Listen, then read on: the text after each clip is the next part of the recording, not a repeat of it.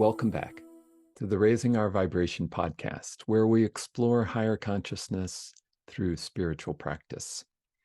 And today, Stephen and I are going to discuss 3 common blocks to enlightenment. So first, let's review what we mean by enlightenment. So we're defining enlightenment as an abiding realization of our essential being being boundless, open awareness itself, prior to form and content, and yet also including form and content. But it's that abiding realization. So it's a realization. You might have a moment of realization, which is usually how it starts, and then as that realization kind of permeates your everyday consciousness and becomes ever present, that's what we're talking about in terms of enlightenment. So I thought today I'd read first from some neuroscience so that this isn't just some, Stephen and my opinion about what this is, or just an esoteric definition, but it is all of that.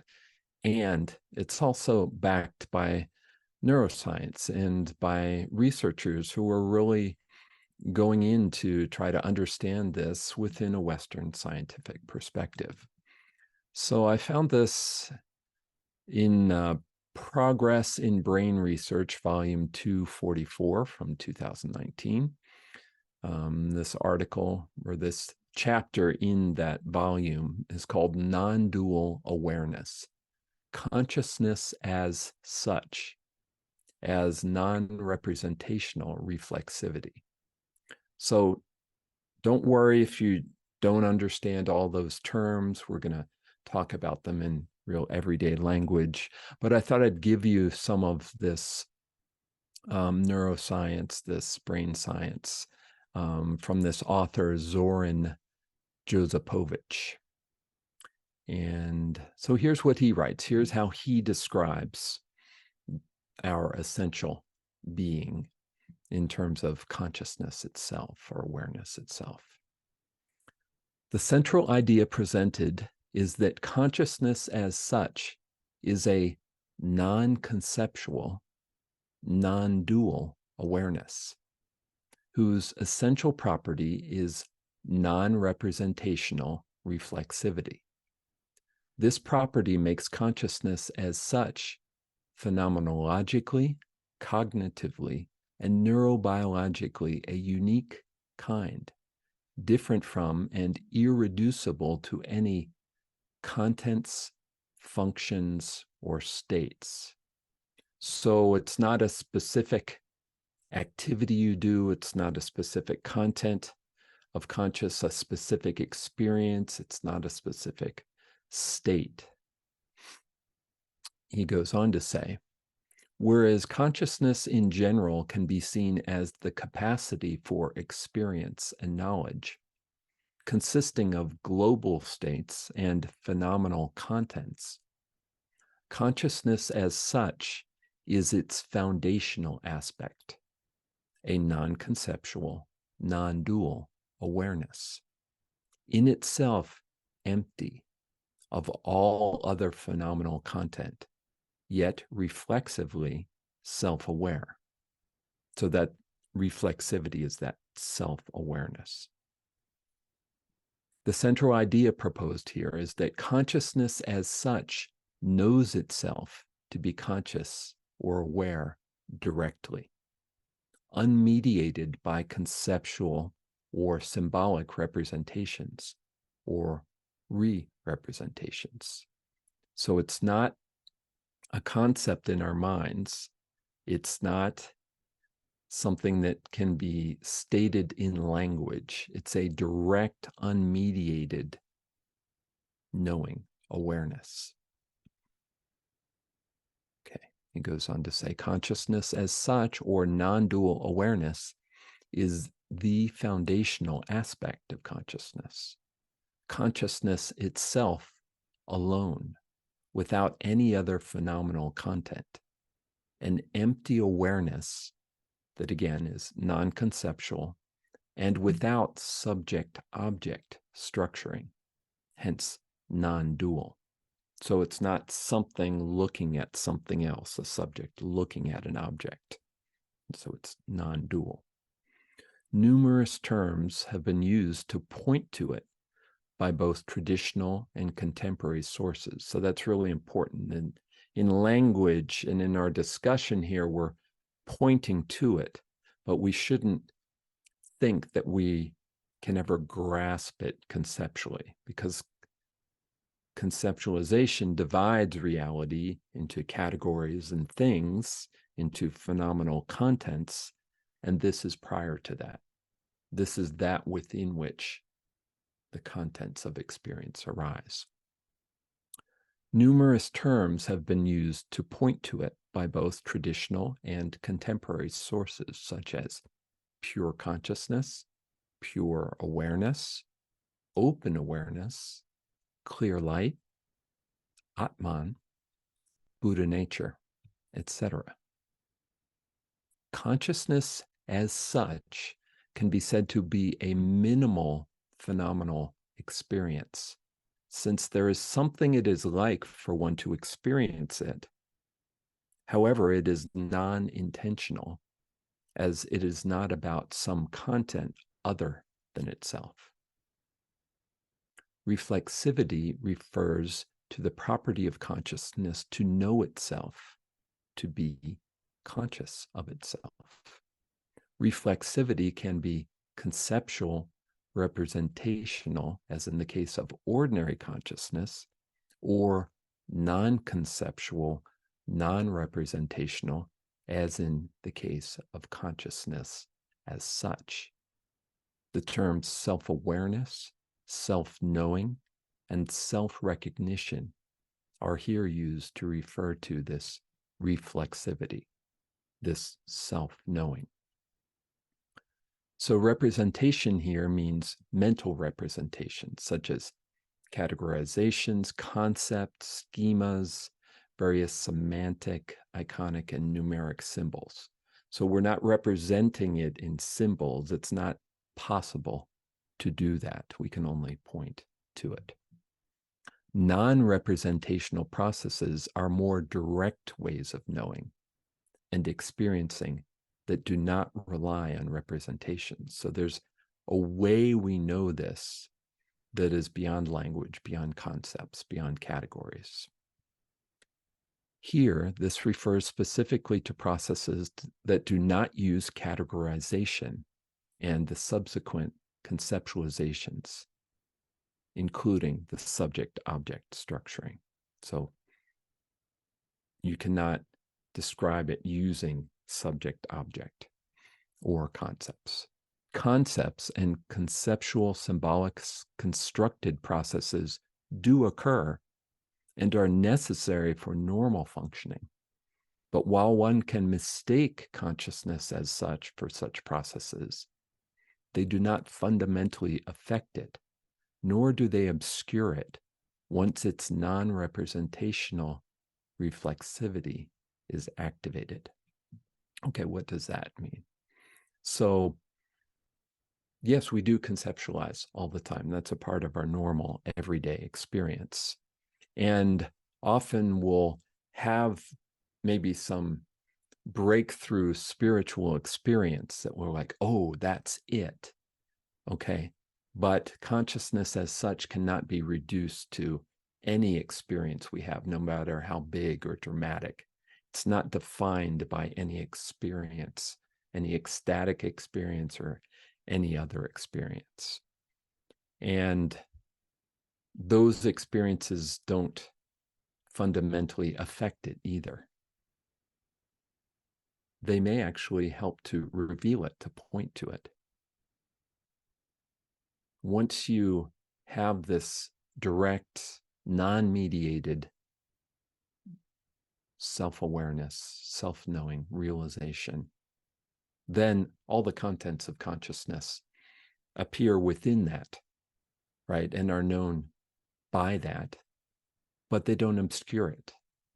And that's really maybe the another one of the hallmarks of enlightenment, is that after we have this realization, it's not like we don't still experience a variety of feelings, a variety of thoughts, a variety of different experiences, but they are all known as just temporal rising and fading perceptions, phenomena within this awareness within which they arise. Okay. And we, as we have this direct contact, so to speak, with awareness itself, we can feel that no matter what contents arise, whether they feel good or they feel bad, we like them or we don't like them, whatever experience is happening, awareness itself is not affected by that.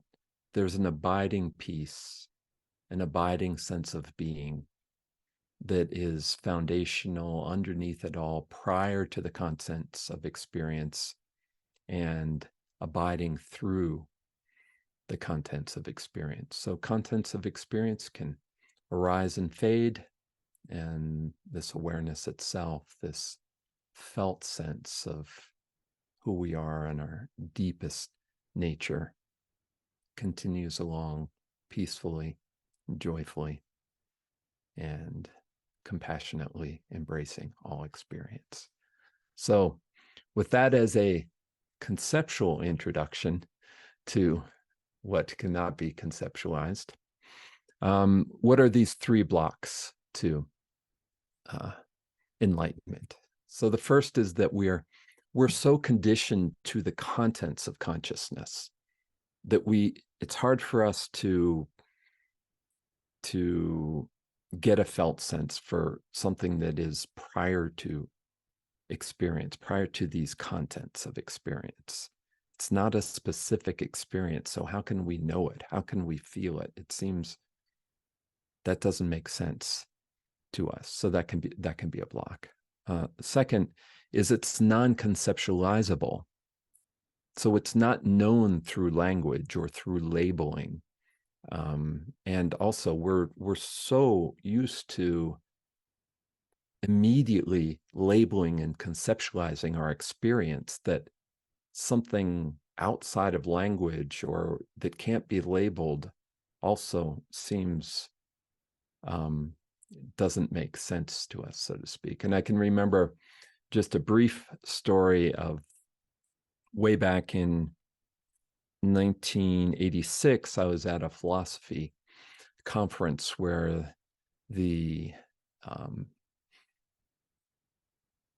founder of deconstruction philosophy, Jacques Derrida, was speaking. And I was a graduate assistant to a professor who was invited to the conference by Derrida. And so we got to have breakfast with Jacques Derrida. And Jacques Derrida was holding court at breakfast, just, talking in his wonderful eloquence about his philosophy. And I had the boldness to ask him, well, what about experience that is prior to language, that is prior to conceptualization? Like, what about the experience of silence? And he just kind of brushed that off and said, oh, there is no experience outside of language. There is no experience outside of language, which, if you just go to your own experience, I think you could disprove that in a second. I mean, how many different experiences do you have that are pre-conceptual, where you just like you're looking out at the night sky or an open blue sky and you're just like, oh, and your mind is completely quiet. There's no concept there. Or looking at a beautiful piece of art, or having a wonderful sensory experience of any kind. where your mind is just quiet. There's no conceptualization of it. You don't want to disturb it with language or describing it, right? So it's very clear that we have a wealth of experience prior to conceptualization. And then the final block is that we're so geared to productivity in our culture, right? We're so used to always doing something and measuring ourselves by everything that we do, and thinking that in order to have more and better experience, we need to do more and be better and be more skilled. And enlightenment, this awareness itself, is not a state we achieve. It's not something we do. It's prior to doing. It's resting as being itself. And that also can just be a conundrum to our usual way of going out about things. So Stephen, that's a lot from me on this. And so I know you have some great examples to offer, and I'm sure some other thoughts on these 3 common blocks and on anything that I just said. So Kevin, thank you. And love and blessings to everybody who is listening. This is truly a very rich conversation, because I think the actual not doing of the doing, and the no content of the content, and the way that those 3 aspects, the no concept of the concept, often leaves people wonder, well, how on earth do I, how, it's usually the question, how do I do that? Which of course is right. It's a funny question. So, and you reminded me, when you were talking about the professor who was sure that you couldn't not think, I was in a conference with a Harvard University group, and the professor there was speaking about language and went through all the different types of language and all the different types of thought. And at the end of it, I stood up and I said, there's only one language you haven't mentioned. He said, what's that? Because of course he was a world-renowned expert on languages. And I said, it's the language of silence. And he laughed and he said, you're right.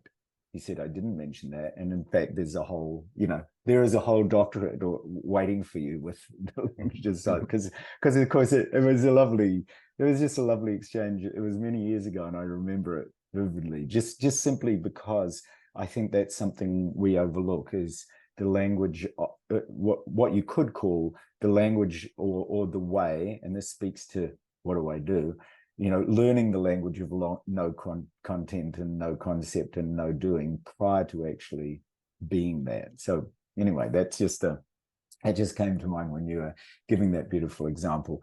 And when you were also talking about, whenever I think of no content or no concept or no doing, I immediately go to the Heart Sutra, because when I first heard the Heart Sutra, which says, no eyes, no ears, no mouth, no nose. It has that no nose, no mouth idea. And of course, it's talking about no senses and no labels and no concepts. It's exactly that. And when I first did a retreat on that with the Dalai Lama, that was really what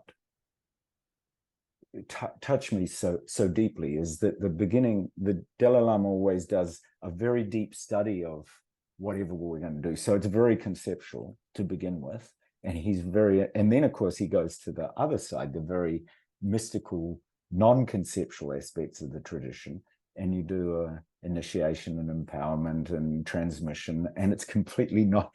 And of course, your mind, especially if you've got a Western mind. I remember when I first did, when I first did a retreat with the Dalai Lamas in my 20s, and I'd only just met him, and I was part of the group that sponsored him to New Zealand, and that caught me. That's what caught me, is because he did exactly that. He's very, very studious to begin with. His knowledge is incredible, but then he'd go to the other side, which is he'd throw you into a completely different environment, way of thinking, that no form.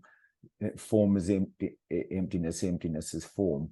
And you suddenly get it, not because you're having to think through it, because you're actually thrown in it. Your mind just stops at different parts because the types of guidance that it gives you, simply you can't think because you're in such unfamiliar ground that almost like the ground's pulled up away from under you. And that's, so just beginning that, this is often one way that someone will come to, if you're wondering how to be, no content and no concept and no doing, then often it begins with a sudden spontaneous experience of the unknown, and you're thrust into that, you drop into that, something happen, you have a dramatic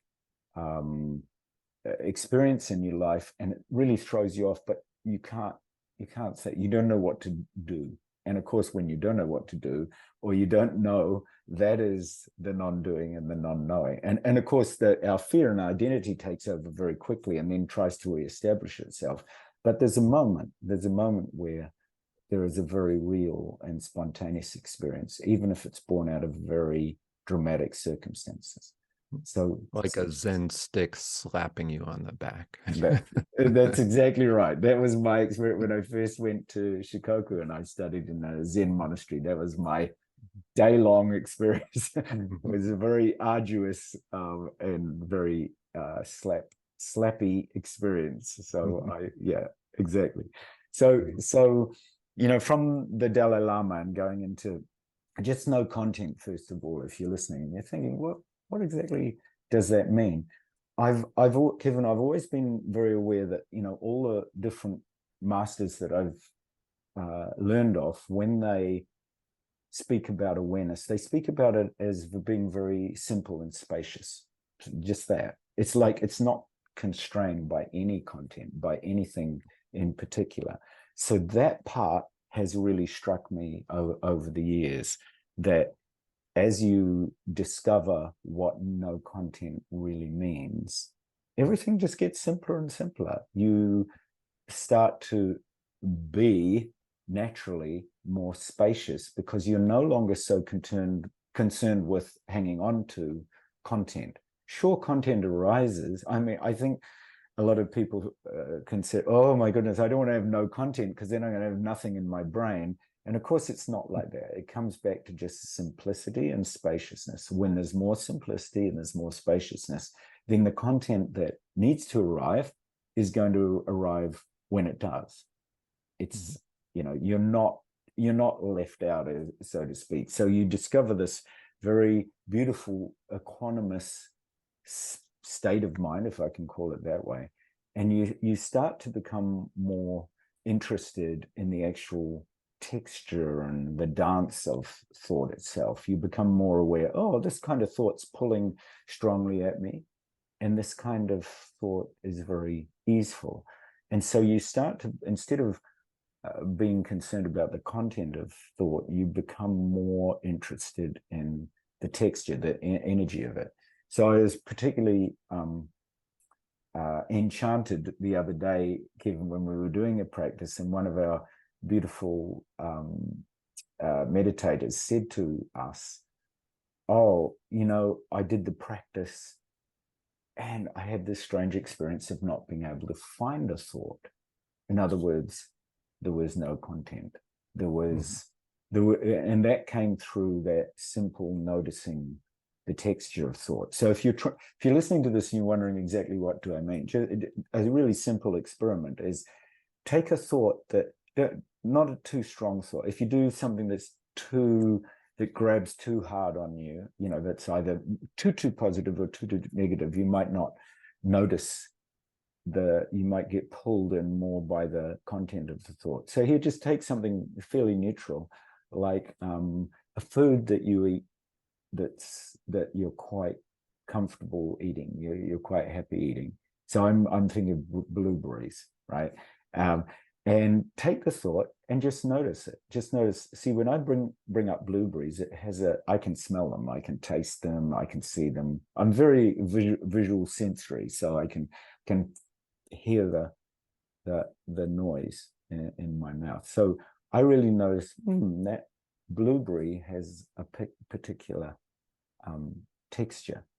Now, then if you take something that maybe a food that you don't like so much. So I don't eat meat, right? Now, when so I haven't eaten meat for, well, 40, gosh, nearly 50 years. I just realized it's a long time. And like, if I go to meat, it's just, I notice, that's interesting. The texture of that sort is different. It's almost, it's not so strong essentially. So the senses are not so strong. And that's just a very simple experiment you can start to do by way of just simply noticing the textures of your thoughts and the way that they arise and the way that they dissolve. So some thoughts also, you'll notice that because here I'm referring you to content as a way of understanding how does one become no content.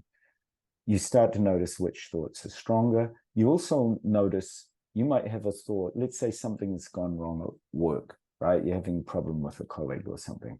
You might notice that little problem comes over and over again. And it's pretty grabby, it's quite strong. So it's a repetitive content as far as thought's concerned. And you're identified with it. Totally identified. Right? It's part of you. It's my thought, and I don't like that experience. Right? Exactly.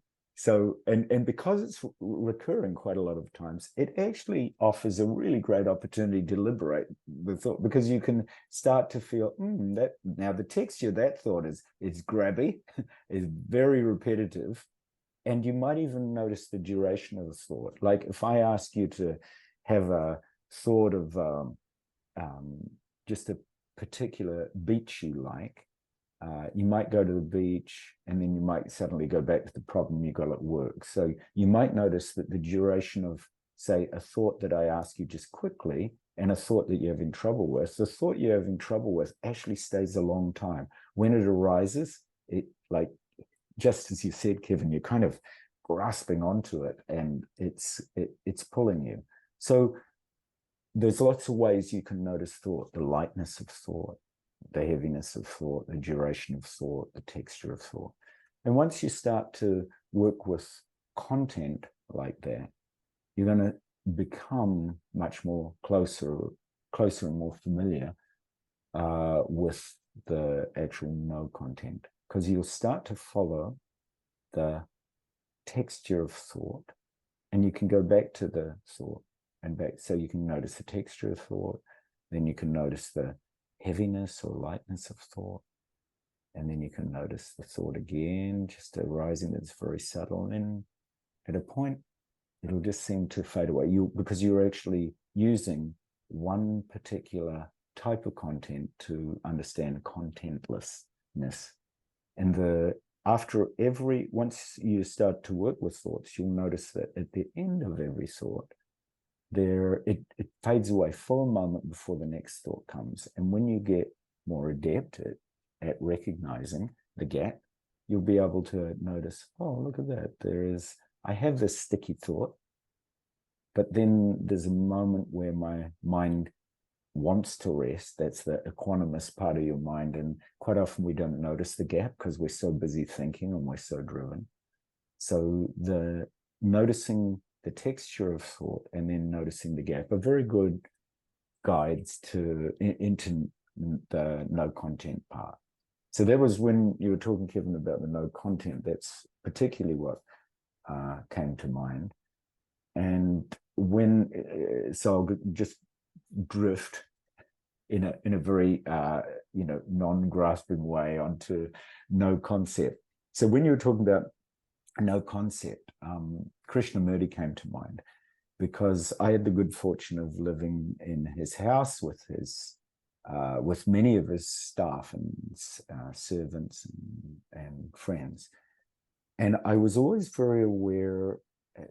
He speaks a lot about, when we're talking about non-concept, he speaks a lot about no concept, no label, and the example of a flower.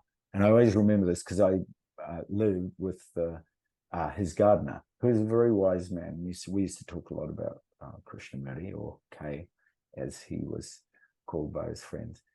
And the gardener said the same thing as Krishnamurti did. Why do we actually name anything at all?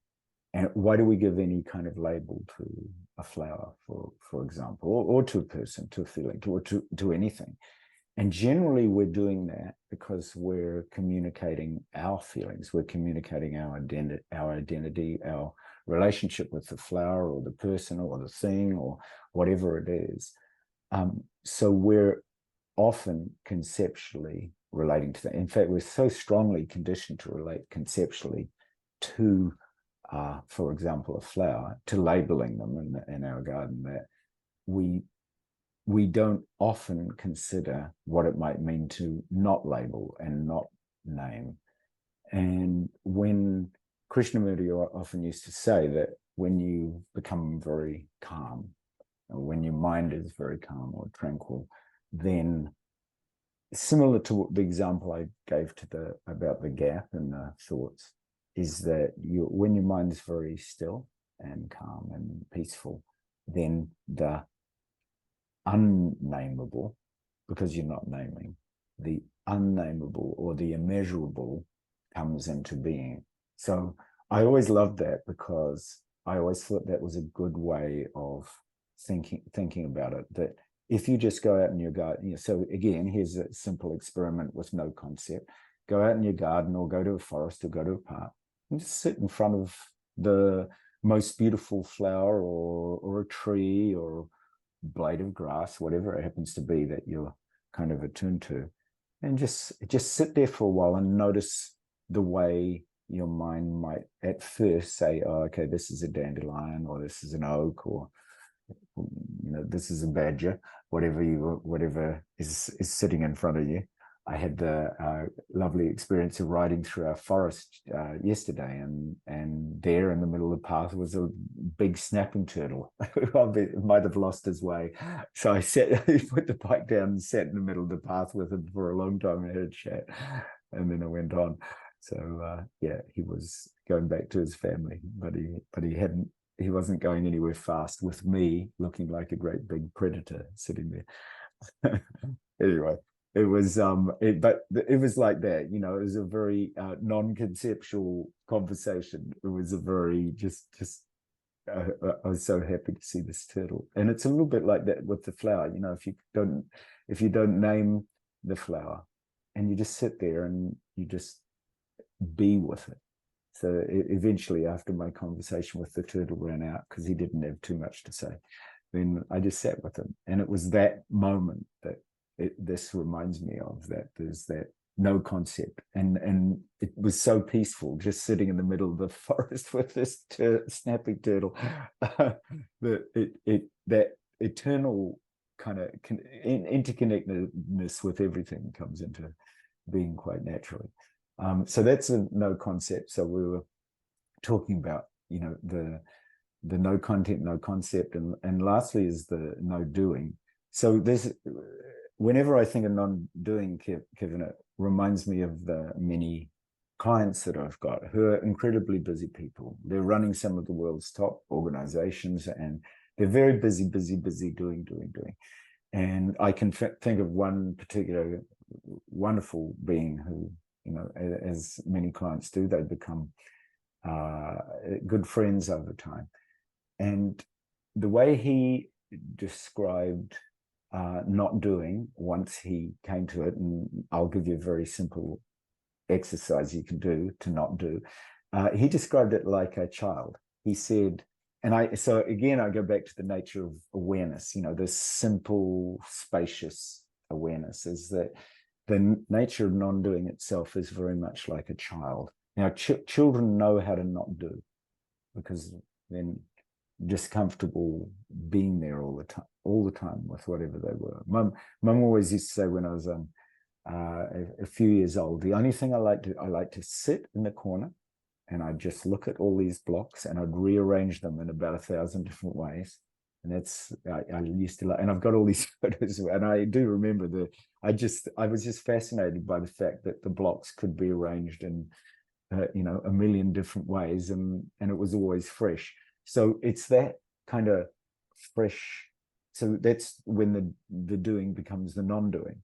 You just enter this world of a child again, this fresh, open, again, simple, spacious awareness. So he described it like that. He said, you know, he said, when you teach me how to not do, he said, it's amazing, because he said, my work that's so cluttered and so disorganized, I have so many things and so many companies to run. He said, suddenly it's like I'm back to being a kid again. So here's a simple exercise you can do for not doing. Is if you take a thought of something you really loved as a child. So you can do this now, and you can even close your eyes just for a couple of moments. So if you take a thought and just something you love doing, this could be, you know, on your own in nature, could be with a pet you loved, or sitting in a grandparent's lap, or being with one of your parents or friends. But it can often be when you're just by yourself. And just notice what that is, that feeling. Right? There's a beautiful feeling that you have when you're a little kid. So my one is, I just used to love sitting outside and looking up into the sky.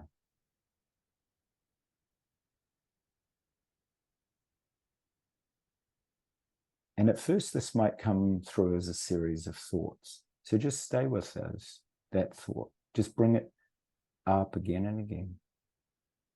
Just follow it through to its dissolution, to when the thought disappears. And then just rest in whatever gap there is. So when I follow the sky, I can see it. I can actually feel it.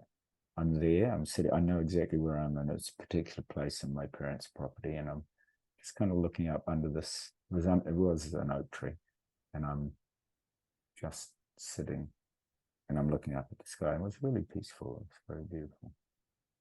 So I keep revisiting that, and as you keep revisiting it, to help you rest in the gap as the thoughts dissolve, just see if you can saturate your body with that feeling, with those thoughts. It's like you can feel it in your chest. Maybe just notice where the feeling of being that child arises in your body. It might be your chest or your belly. It could be your head. Right, and just let it fill you up. In other words, just invite your body to participate in that same feeling. So I'm sitting, you know, on the ground. I know exactly this place down by one of the trees Dad planted. I'm sitting there just looking up. I can smell it. So just notice whatever senses arise to as you go back to that moment. Maybe you hear some sounds. Maybe you see things with your inner vision. Just keep bringing yourself back again and again. Let the thoughts come. Follow them all the way through to when they dissolve. Rest in the gap for a moment. And then bring the thought up again.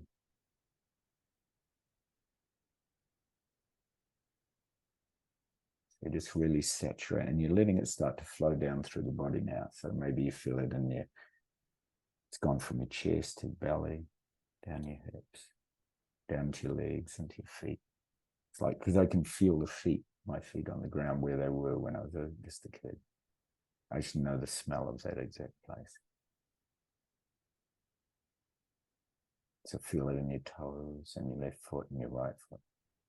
Feel it in every toe of each foot. You know, the same simple,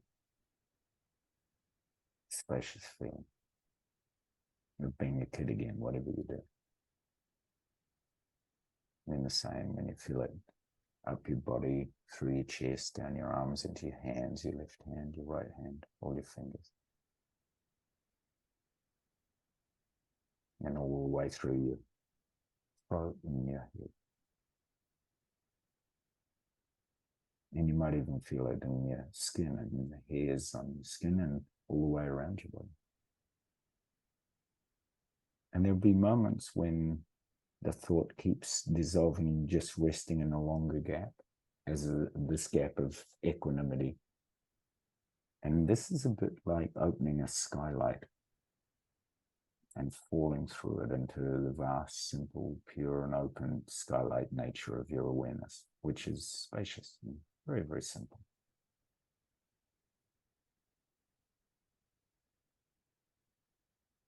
You might fall through it for a moment. You might suddenly, oh, look, there's a moment of absolute clarity. And of course, then you're back in thinking again, which is absolutely okay. And you just go back to that childhood experience.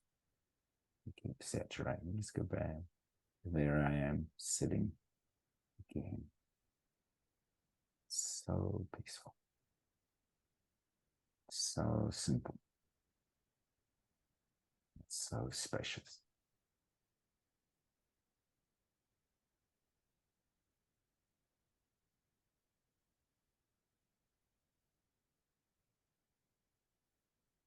You might notice that your whole body is now participating in that simple, spacious feeling. It's that childlike, spacious, simple awe. The world you knew as a child. Not being something or someone, you're simply being. There's no agenda.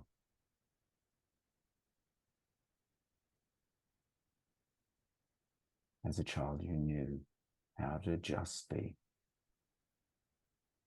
It's like that.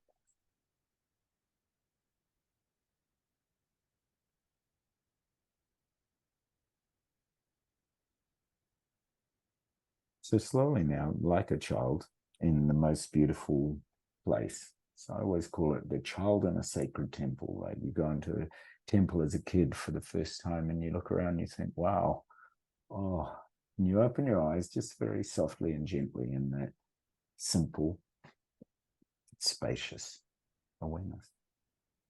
Just that. And you even greet the space around you with a sense of awe and wonder. Every single moment is a moment of awe and wonder. Every object in your room is filled with that same feeling because it's the simplicity and spaciousness of a child. And you've awoken it. So with that, Kevin, I will pass back to you. Thank you, Stephen, for that guidance. Love that. It brought to mind an episode of Winnie the Pooh where they were, I don't know if it's Eeyore and Pooh, they were staring up at the sky and doing cloud painting, where they're I love that. They're painting the cloud. They're watching the images form, and they said what we're doing is cloud painting, and so maybe experiment with that type of thing next time you're out under an open sky where the clouds are moving, and just notice the shapes that are arising and fading, and that's the content. And then take in the whole sky behind it. That's awareness itself, that within which those clouds arise and form shapes and dissolve.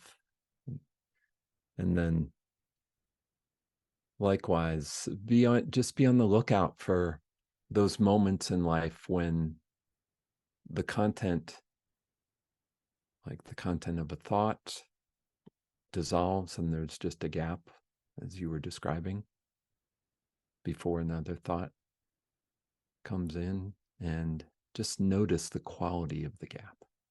There's a stillness, a silence, a spaciousness to the gap. And see if you can not label the experience, not conceptualize it.